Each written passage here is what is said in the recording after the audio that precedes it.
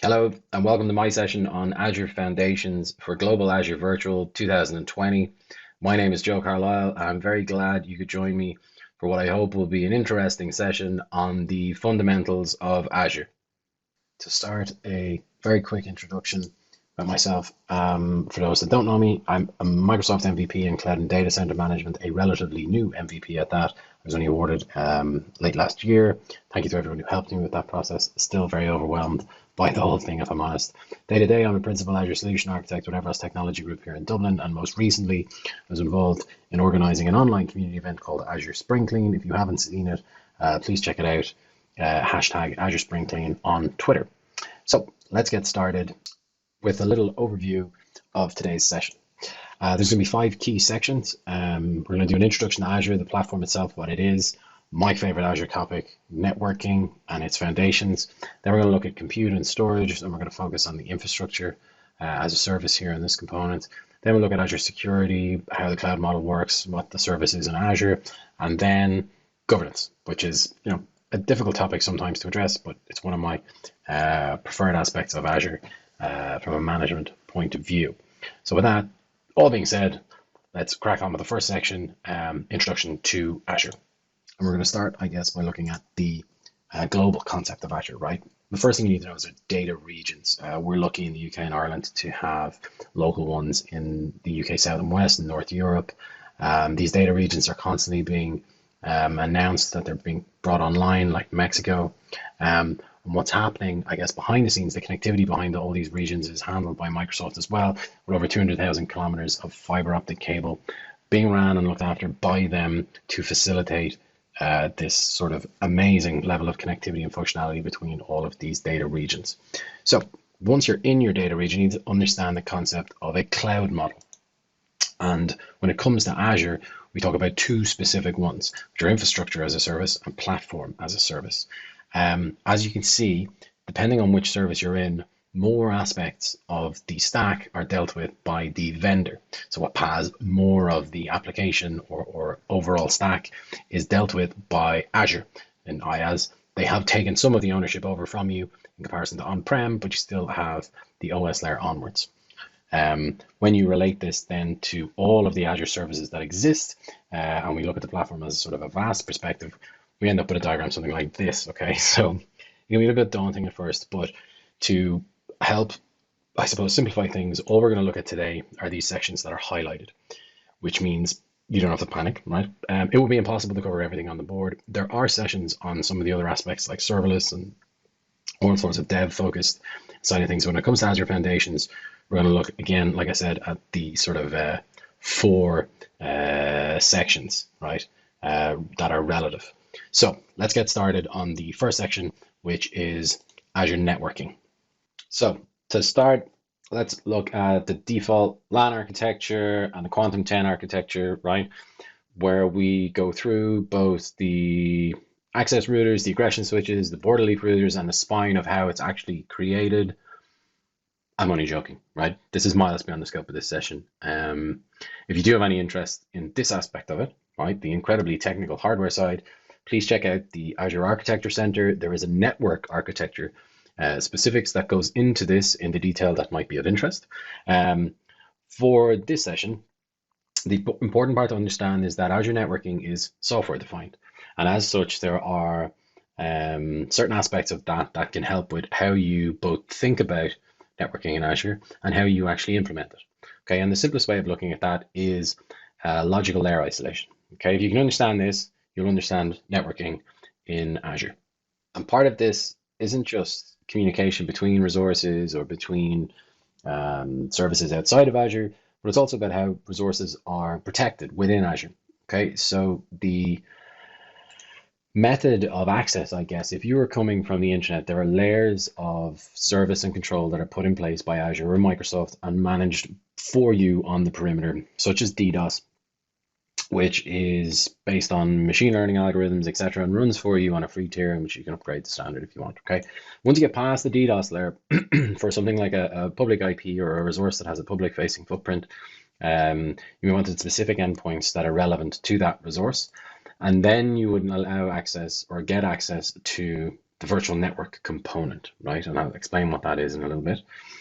Then you would hit your network security group or user-defined routing layer, right, where you have ACLs or route manipulation to control. You then might, which is kind of an optional aspect, have an NVA, something like one of the big vendors, Palo Alto, Cisco, etc., which could control not only traffic but also inspect it and deny it, etc. And then finally you would get access to your resource. Okay, this separation of layers is one of the ways that you need to look at how you structure your networking access.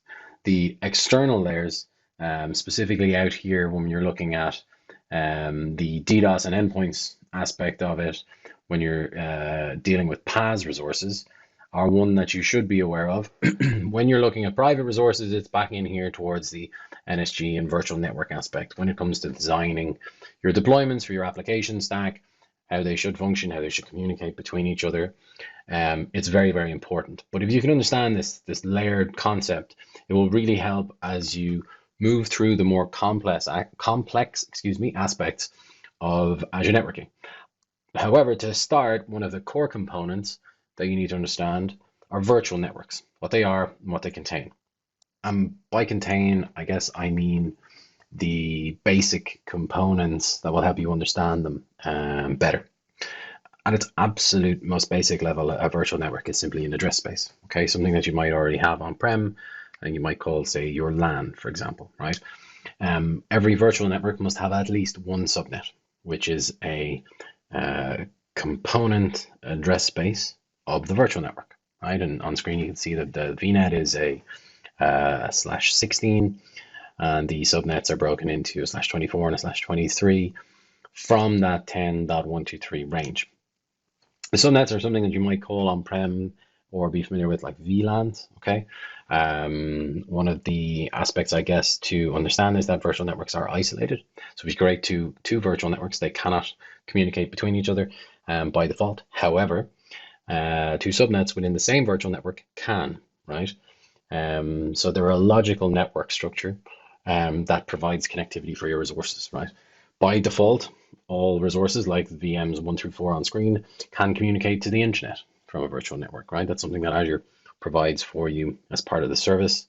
One of the components to be sure of, or to get right at the start, is that address space.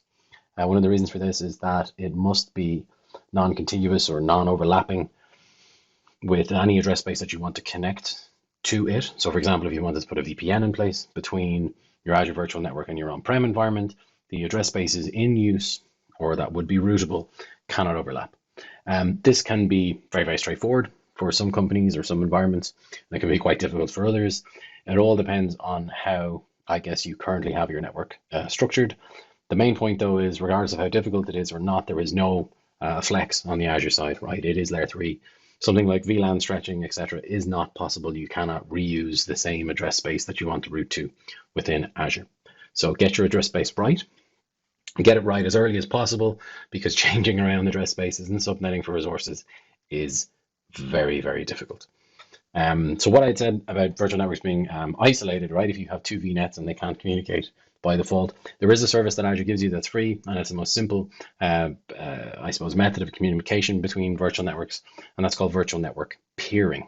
And without getting, I suppose, too technical, but just technical enough to understand, if you have two virtual networks, so we take our VNet 1 from the last slide, introduce VNet 2 at 10.11/16 range, their default system route table will look something like this, right? They'll be able to route to themselves, so all of the subnets can communicate with each other, and to the internet, right? But if you introduce VNet peering, right, which is a very simple process, what happens is the route tables for each corresponding VNet have an injection of the peered VNet range. So our 10.123 will be, or will have 10.11/16 added, and conversely the same in VNet 02. This is sort of the standard operation when it comes to VNet peering. It is the sort of core functionality in more complex network designs like hub and spoke, right? With sort of DMZs or shared services, etc. The system route tables are the components that will help you manipulate how that traffic flows between each other. But from a peering perspective, this is what happened. This is what happens, excuse me. The entire VNet range is written into the peered VNet, right? Which means that immediately all the traffic in subnet 1 and VNet 1 can see or communicate all with all of the resources in subnet 1 and VNet 2. Now, again, I've said that's by default, right? This is if we have nothing else here. We have no ACLs, we have no route manipulation, etc. That is not a very common setup in an environment. But what is very common is another networking service, which you'll see in Azure, which is free as well, which is great always, right? Which is, I suppose, most closely aligned to what you would call an ACL or an access control list, and that's network security groups. And you'll hear these sometimes referred to as NSGs. What they are, I guess, is a variable controlled method of allowing or denying traffic to and from subnets and virtual machines. They can be attached to either a NIC or a subnet. You can have a one-to-many relationship from an NSG to subnet or NIC, as in one NSG can be attached to multiple subnets or NICs. However, a single NSG can only be used on a NIC or subnet. So it's a one-to-one relationship in that aspect. How traffic is processed inbound and outbound from a virtual machine, for example, here is relevant too. Traffic flowing from a source destination bound for a VM will be assessed at subnet, then NIC. A traffic leaving a VM bound for a target destination will be assessed at NIC and then subnet. So the order in which you apply rules, etc., whether you have NSGs on subnet and NIC, can become very important. A standard network security group has default rules to allow traffic from virtual network inbound, to allow traffic outbound to the internet, right? But you can overwrite those and manipulate traffic as you see fit based on whatever sort of combination of ACLs that you want to put in place. You know, source IP, destination service tags, etc. The one, I suppose, criticism when it comes to network security groups is at scale, if you have an awful lot of them with a lot of rules, they are a bit unruly to manage and can come quite complex at that point. However, they are free, they are very straightforward, and using more advanced tools like Network Watcher with the log aspect of NSGs enabled can really help you determine what is happening or why traffic is being blocked or allowed, which is normally the worst scenario, when it shouldn't be. So that covers off, I suppose, the sort of ACL component of the VNet. One of the next and I guess better features of Azure networking is the connectivity side of things outside of Azure to Azure. And for this section, I've decided to cover ExpressRoute as a topic, as opposed to something a little bit more simple like a VPN. So you've created your Azure resources, you have your virtual machines or whatever, but you now need to put in place a method of connectivity from your on-prem environment to that Azure environment. One of the sort of default or simpler ways of doing this is via VPN. However, on the Azure side, what happens is there's always an object called a virtual network gateway created. Now, there are a couple of types of those. At the base level, there's VPN or ExpressRoute. Why I decided to choose ExpressRoute as the method of connection is it has a little bit more sort of an interesting and Azure specific concept to it than a straightforward VPN, right? Which is done all the time and what you might already be quite familiar with. So ExpressRoute has a partner always sort of in play too, and you can add two aspects of peering to it, private and Microsoft, right? So let's cover private first, which is similar to a VPN. There is a dual pair of BGP sessions put in place from your on-prem routers via your partner edge to an ExpressRoute circuit object in Azure. This means that you have redundancy built in across that connection, but it also means that your bandwidth usage goes via a separate route, not over the internet, right? Which is a fantastic, I suppose, option if you struggle for bandwidth in your location, or if your ISP is particularly tricky, or if you have an awful lot of users, right, and you just don't want the traffic to Azure being sort of throttled or impacting that aspect of it. The second peering option is Microsoft. This allows you to actually connect privately to the public addresses within an Azure region. That's as close as I can kind of describe it, I guess. The red line there on screen is a similar setup, right? So you go from your on-prem routers via partner to an ExpressRoute circuit object, most likely the same object, with a dual pair of BGP sessions, and you add a route filter on the Azure side to that connection, which allows basically Azure to push BGP routes for your resources like storage accounts, Azure SQL, web apps, right, in Azure over that circuit, so that your on-prem resources trying to access any of those endpoints will use your ExpressRoute circuit as opposed to going out to the internet to connect to those public endpoints that way. Again, great reduction in internet bandwidth by using a separate circuit for this.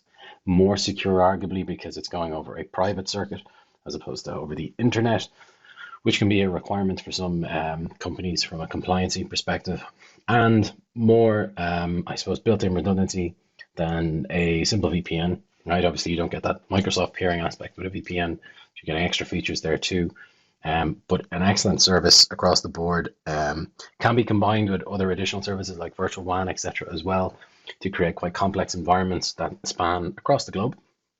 But it's perfectly suitable and recommended, in fact, for any sort of production connectivity where Azure is acting as a virtual data center or an extension of your existing infrastructure. So if you take sort of some of the concepts we've discussed already and combine them together, I wanted to show you what a common to slightly complex infrastructure deployment would look like in Azure. And to do this, I'm going to show you a video from the Architecture Center, which is a hub-spoke virtual network deployment with shared services and a DMZ model. In this, you'll see that there are multiple aspects of the components we talked about just briefly, or just recently, ExpressRoute. We talked about VNet peering, VNet as a concept, and subnetting, right? So this is an example, I guess, of a semi-complex deployment where you have the network components layering together to create your overall environment with all of the sort of concepts that are relevant. The next section, that kind of wraps it up, I guess, for networking at an Azure Foundations level. The next section we're going to look at is compute and storage. And like I said at the start, relative to compute, we're going to look at this from an infrastructure as a service perspective. And by IaaS, I of course mean virtual machines. So in Azure, you don't get to just use your size of CPU and RAM directly or in a custom manner, right? The machines are broken out into series and SKUs, and the way they are grouped together is by purpose, okay? So you'll see this entry level and compute intensive, etc. All of these different SKUs are how you choose the VM allocation you should make use of. Of course, they all cost different amounts, but there is a huge amount of flexibility there depending on the workload you need, from burstable sort of CPU credits to just a general purpose D-series VM. You have a lot of options. In terms of scale or capacity, right, that sort of concern is out the window when it comes to Azure. You have an unbelievable range of options available to you, even though they are sized exactly. Often I actually cut off some of those top end, 24 terabytes of RAM in a VM I don't need for a lot of clients. So I cut them off with a service called Azure Policy, which we'll talk about later. But the point, I guess, is that there is everything you need within Azure from a compute perspective to support your virtual machine workloads. So having said that, I thought what might be best would be to show what a sort of typical virtual machine deployment may look like when it comes to Azure. Now we can ignore some components here like the internet aspect, right, and possibly the PIP and Azure DNS. But if we focus on this point, right, across, this is basically what you will have deployed for each virtual machine within Azure. And there's some key little bits here like this temp drive that I want to talk about. When you create a resource or a virtual machine resource in Azure, there is a compute object, a network interface, and a disk deployed or required for every resource. Similarly, the way you need a name for every virtual machine, there will be those three resources. By default, what happens when a VM is created is that there is a temp drive associated, which is actually the physical solid state from the host the VM computer is running on. This drive is ephemeral and you shouldn't use it because the storage is volatile. So, um, I'm said that though, it is very, very performant, right? So some people do use it for some aspects, but general rule of thumb, avoid it. Right? So you will have an OS disk by default. You can then add additional data disks, right? They'll appear as managed disk objects within the portal. So the OS disk, your VM, and your NIC again will be your three core components. Additional disks like data 1, data 2, they would show as two extra managed disks within the portal as well. And you can choose different performance SKUs for the disks depending on what size VM you have. It supports either the sort of standard tier or the SSD tier, and I'll talk about that a little bit in a sec. Another common aspect is that you would use something like Blob Storage, right, from a storage account to run the diagnostics settings from the VMs to be able to see things like boot diagnostics, etc. Right. So this is just to give you sort of a general overview of what a single VM deployment could look like when it comes to Azure. Now, one part of Azure Compute that's interesting, and I mentioned it at the start, was as you move into more advanced layers, there are the serverless or the more sort of modern platform native concepts of compute. And one way of looking at it is this decision matrix that Microsoft have published to allow you choose which aspect of compute would be most suitable for your workload.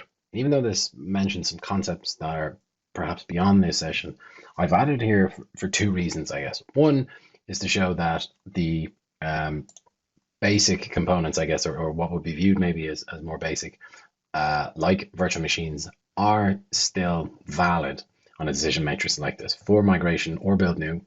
But the other aspect is that if you're looking at something like this for Azure, and it introduces concepts like containerization or microservices, which are kind of sort of very common buzzwords when it comes to cloud.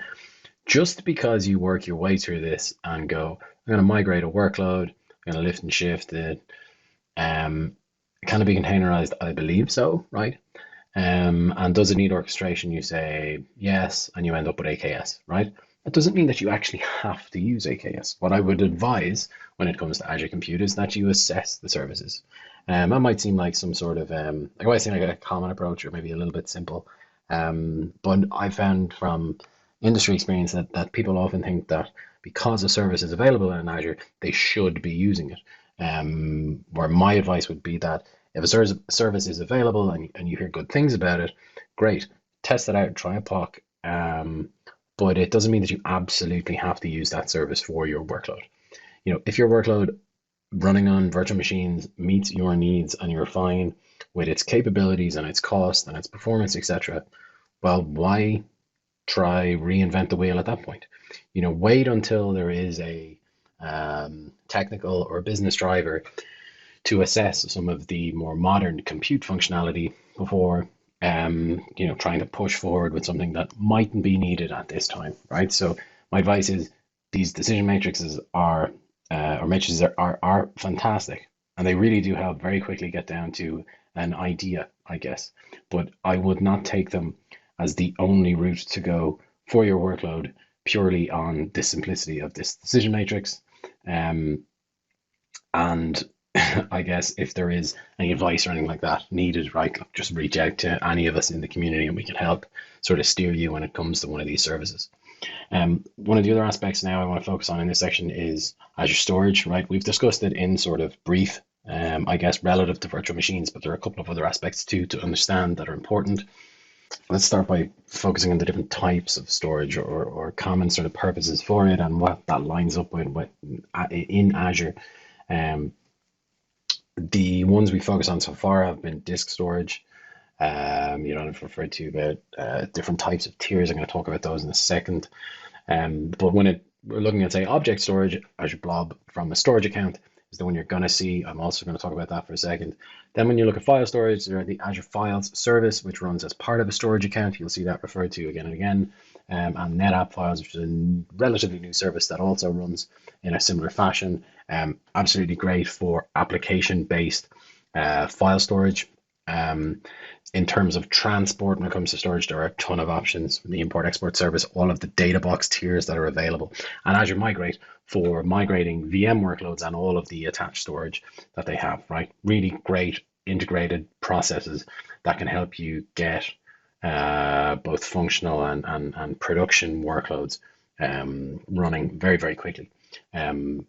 And obviously, from a data box point of view, enormous workloads running as fast as possible when other options aren't available.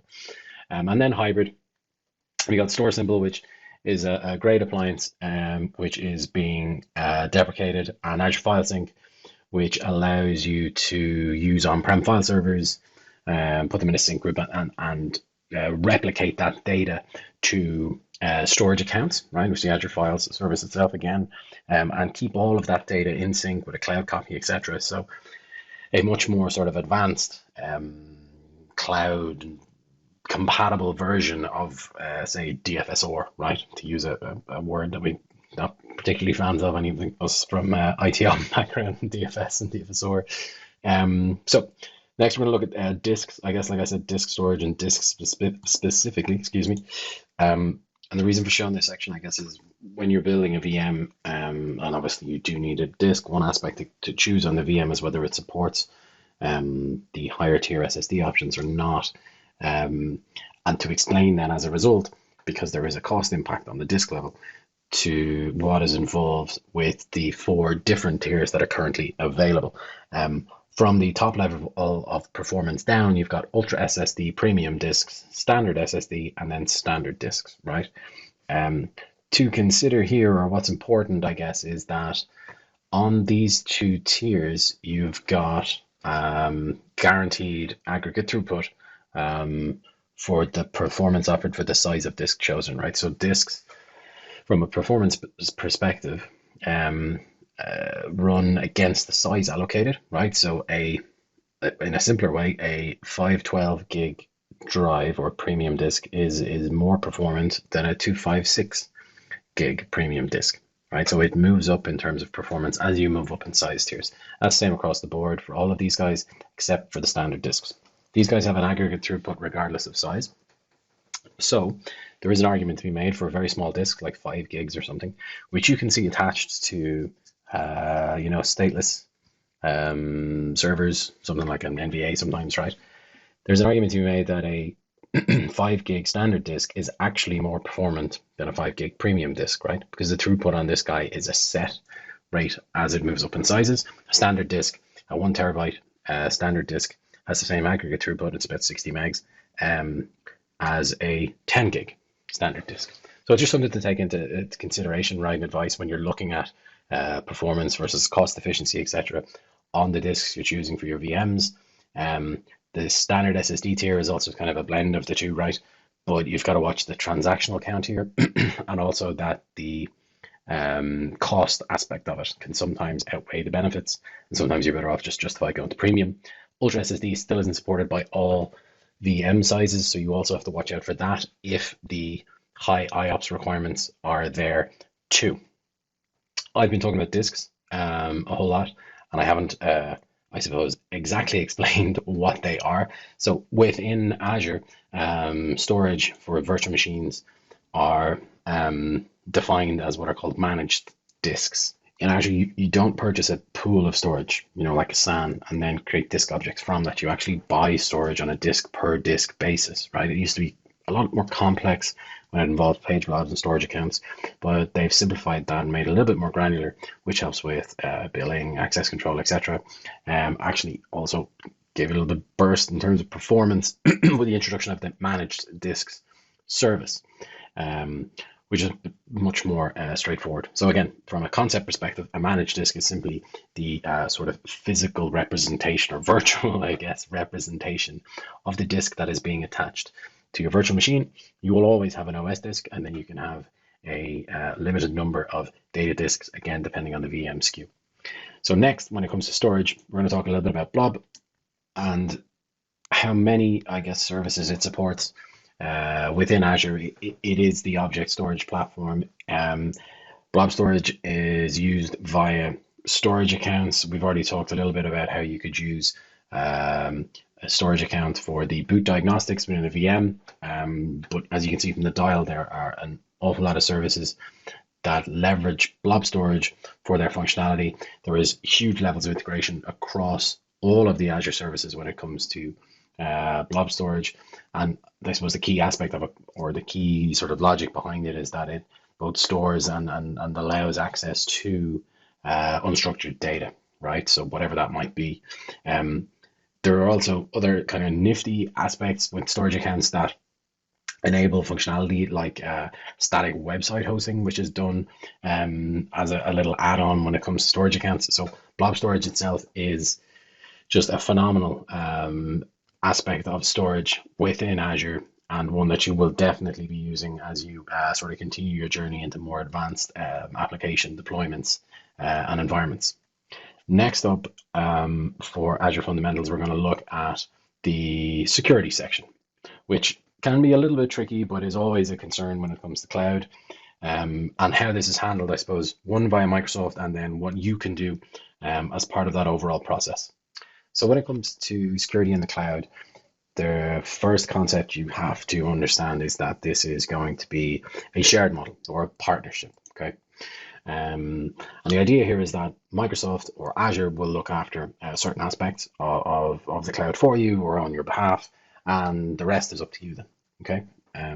The idea behind this then is that there is an aspect of trust given to Microsoft to do this on your behalf, and then you get an aspect of control for the parts that you can do.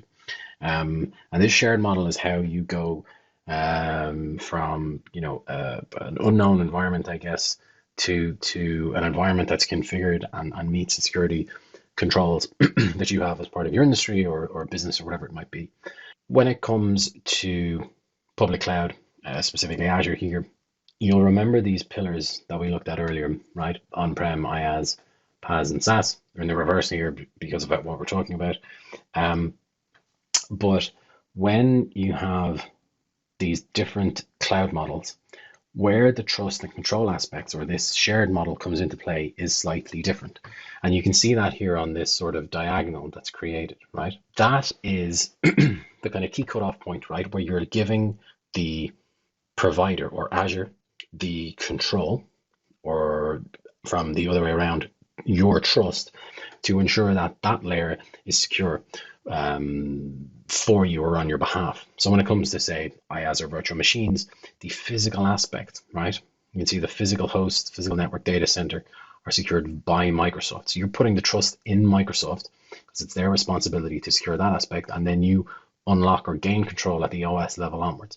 In PaaS, you see they're doing that, plus they're doing the OS and some aspect of network, app, and identity infrastructure for you too. Then you gain full control from that point on. In SaaS, it's even less, right? So as you move from on-prem to SaaS, you're going to lose more control, right? That sounds like a bad thing, but it's what's required. It's how these models work.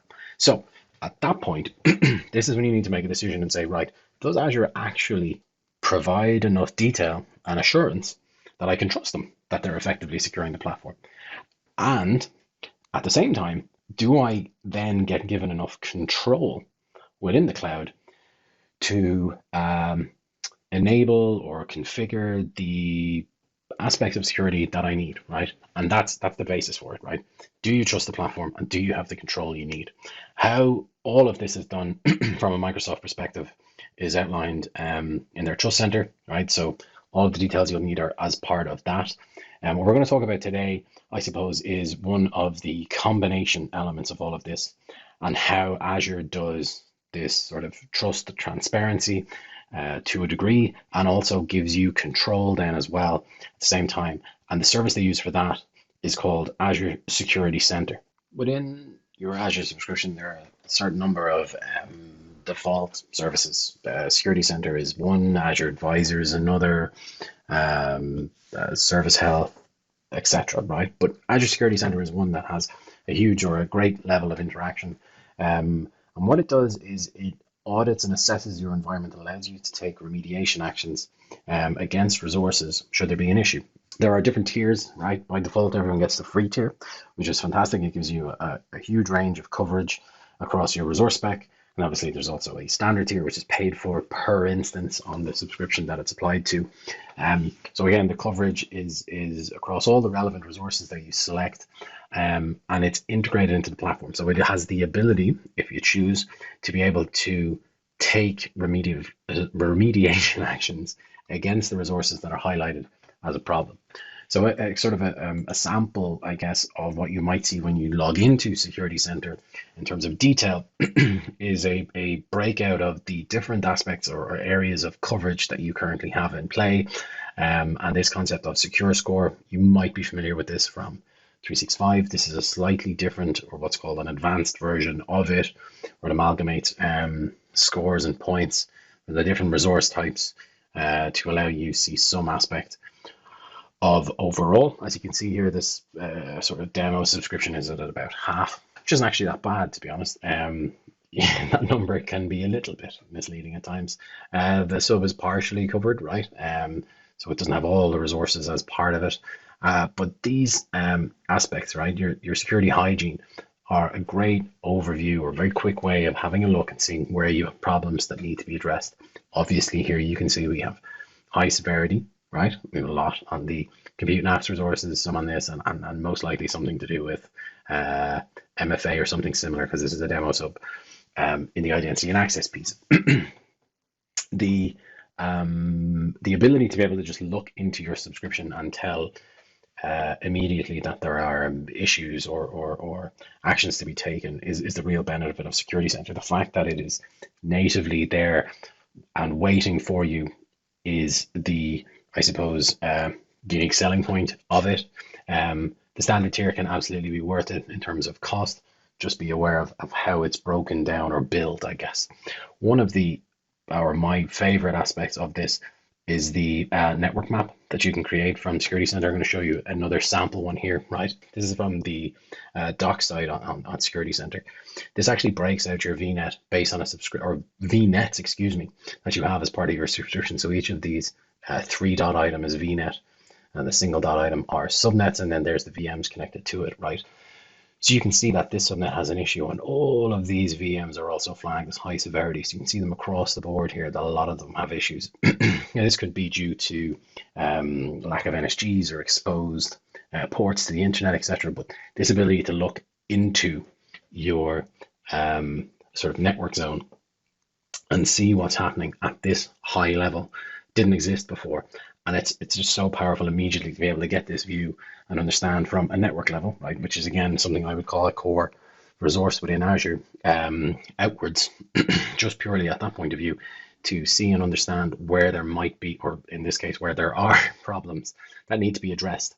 So that's just, you know, a little sort of quick overall insight into that side of it. So to wrap up, I guess, when it comes to Azure Security, Security Center is what you need to look at.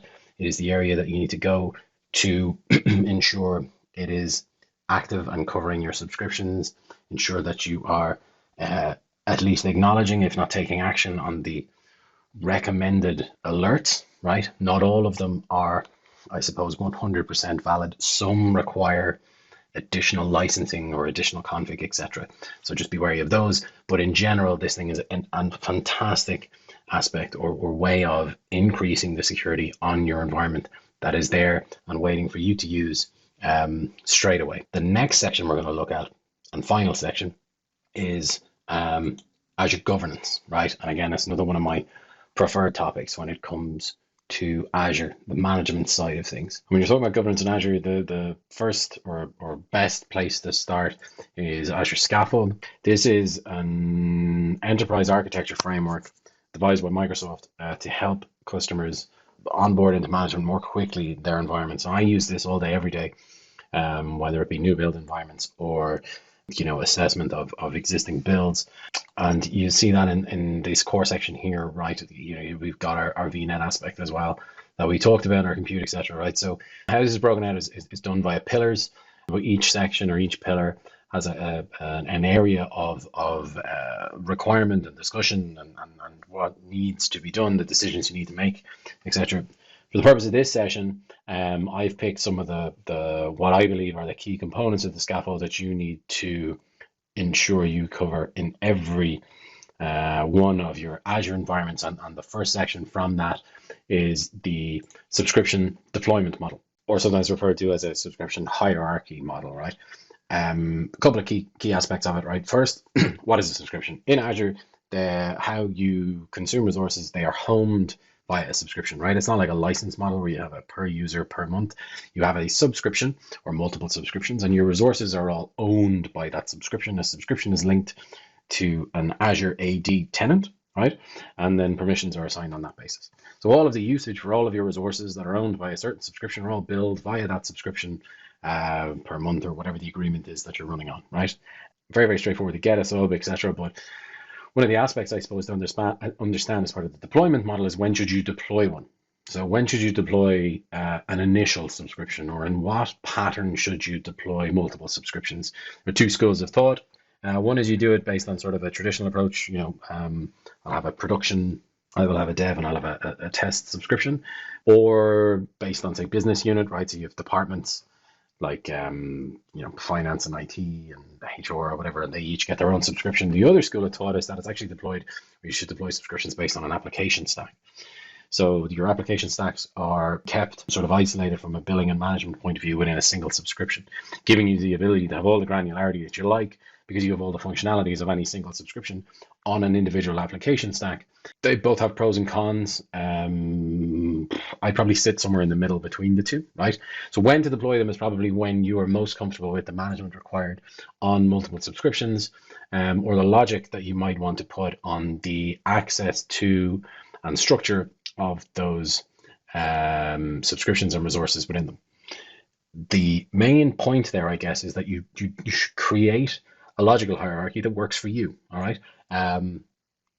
Again, there are two schools of thought. You could probably argue that neither is more incorrect than the other. Some people will push for one over the other, but what is important, I guess, here is the hierarchy aspect, right? So once you have a design of deployment when it comes to subscriptions that you understand, that you follow, and that is in place for the reasons that you've decided to put it in place, well, that's all you need, right? One aspect with subscriptions is to watch for the limits. Don't look out for the soft limits, right? Stuff that you can request and have increased. Watch for the hard limits on the subscriptions. They might be justification for when to deploy a subscription, whereas part of an application stack that you look at your overall environment and say, actually, our application is designed in such a way that we're going to hit the hard limits if we have two apps in one sub. So that would justify app per sub, right? You might be nowhere near the hard limits and therefore go, actually, I don't really care about a hierarchy perspective. I just want all my resources in a single sub because I want one single bill. Right, so there are different options, but you need to get your subscription deployment model right, because it is the root component of all of your Azure consumption. A natural flow on from that then next is what is called role-based access control. And you might hear this referred to as ORBAC. The sort of key aspects or principles are shown on screen. You should always follow a pattern of least privilege, or the least access that's required to your resources, right? If you have multiple subscriptions with multiple resource groups, well, then you only give people access to the resource groups or subscriptions that they require, and you also only give them the role that's required. So from a scope and role, I suppose, perspective, it's really, really important to be following that pattern as much as possible. The other key or nice aspect of ORBAC is that it's incredibly granular. You can apply role-based permissions at the subscription, resource group, or individual resource level. This allows for access to exactly only the resources that are required, right? And you should plan your subscription and resource group deployment model with ORBAC in mind to make sure that you can meet the granularity requirements that you have. There are the big three roles, right? Owner, contributor, and reader. There are also some subset roles which are specific to the services, but if none of those meet your needs, you can also create your own custom roles, right? Which allow you to do basically anything that is required. So make sure you have an RBAC policy. It is the one and only method for ensuring correct and neat access to an environment. The next section we're going to take a look at is Azure Policy. And Azure Policy is arguably one of the most powerful components of Azure governance. The four sort of key points or takeaways are on screen here, right? A preventative control method. What that means is that you're trying to prevent things from happening by implementing additional layers of control to the environment, right? Out of the box, you can deploy any virtual machine SKU, right? The ones that cost 30 grand a month. Maybe you don't want that, so you can cut them straight off with Azure Policy. Out of the box, you can deploy in any region, right? You can deploy in UK West, North Europe, Germany, Brazil, etc. In most cases, you definitely don't want that. You have predefined or predetermined regions that you want to make use of and should make use of, and you can do that with Azure Policy, right? There are a bunch of predefined templates that you can make use of, right, which are very clever, but it's also even more powerful when you customize some of those templates, layer them together, and it works, or you can work with, an if this then that logical process, which can allow you add together concepts and really get as granular and reactive from a control point of view as you like. I suppose one of the parts of this that I really like is that you're not trying to prevent only nasty or malicious behavior here. You're also trying to prevent stupidity, right? Which can be the accidental click, which we have all done at some point in our career and can hold our hands up and say, whoops, I didn't mean to do that. But if you have policies in place to prevent it, it just makes life easier for everybody, right? And prevents those mistakes and therefore keeps the environment a lot cleaner and allows us to kind of skate by saying, oh, that policy stopped me doing that. That was stupid. I'm very thankful it's in place, right? Azure Policy is something that should be active and well thought out on every single Azure environment that you work with or work on. Please, please, please make sure Azure Policy is in place. The last section I'm going to highlight from the Azure Scaffold seems like an odd one, but I'll explain it, right? A naming convention. Please have a naming convention. Number one, you can't rename the resources. So you build something or you spend a whole load of time creating a really complex deployment, and then someone says, oh, compliance-wise, those names don't line up. They need to be changed. Can you rename them all like this? Well, no, you can't, right? So you got to get the names right. The other aspect, I suppose, is that not all resources within Azure have the same naming requirements. Okay, so you have different restrictions on the likes of a storage account you do on a virtual machine. A very simple reason for that is the name of the storage account forms the FQDN for access to it. So you're subject to different restrictions at that point than you are on something like a virtual machine. With both of those points said, I suppose the naming convention then is obviously going to be very difficult to implement a sort of a one size fits all concept, right? So while my recommendation here would be that you keep it somewhat simple, you do have to add some component of flexibility to it too. And that's normally done with dashes or, some aspect of either prefix or suffix, okay? And then the final piece of advice for naming convention is don't make it as complex as possible, all right? There's a reason for that, and that's there is an additional service there to add metadata to resources called tags.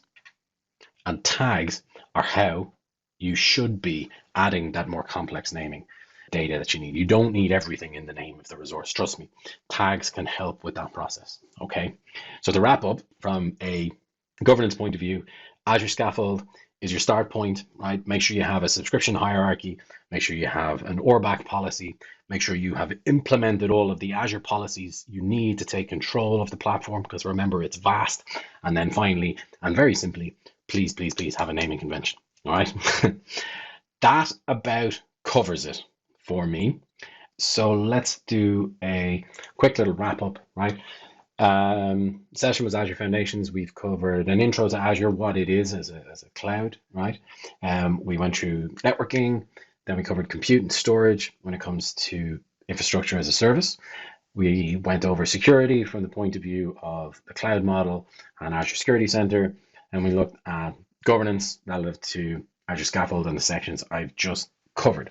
So to close, I would just like to say thank you very much for watching this session. Please, please, please go and check out all of the other sessions that are part of Global Azure Virtual 2020. The hashtag which I should have mentioned at the start and I forgot, is hashtag Global Azure Virtual. If you are chatting online, please make sure you use it. You can email me any questions, or if you want to get in touch, an email on screen. And if you want to connect on Twitter, my handle is there too. Again, I was Joe Carlyle. This is a session on Azure Foundations for Global Azure Virtual 2020. Thank you very much for your time, and I hope you have a good weekend of Azure content.